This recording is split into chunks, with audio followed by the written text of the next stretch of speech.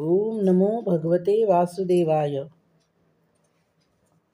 आज आपण तुळशीचे महत्त्व थोडक्यात जाणून घेऊया. पुरातन काळी ऋषीमुनी आश्रमात राहत होते. ते निसर्गाची पूजा करत होते. पूर्वीपासून भारतात तुळशीची पूजा केली जात आहे. आजही अनेक घरातून स्त्रिया स्नानानंतर नित्याने तुळशीला पाणी घालतात व पूजा करतात. तुळस ही सौभाग्याचे प्रतीक मानले जाते.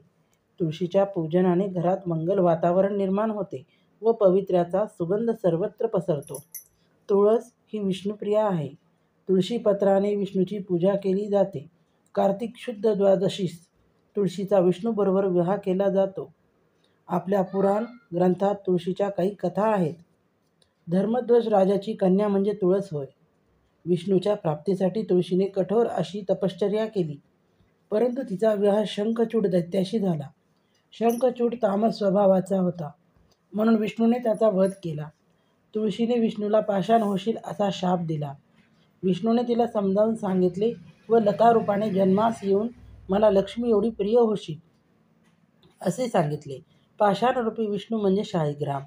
दुसरी कथा म्हणजे जालंधराचा विष्णूने नाश केला. जालंधराची पत्नी रुंदा ही पतिव्रता होती. तिने विष्णूला शाप दिला व अग्निप्रवेश केला. विष्णू तिच्या चितेजवळ बसला. पार्वतीने तिच्या चितेच्या जागी 3 बीजे पेरली. त्यामधून आवळी, मालती व तुळस अशी 3 रोपे उगवून आली.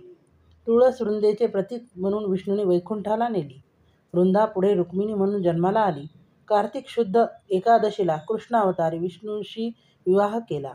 प्रत्येकाने तुळशीची पूजा करावी, तुळशी महात्म्य वाचावे व तुळशी पत्राने जलसिंचन करून घर पवित्र बनवावे. ओम नमो नारायणा.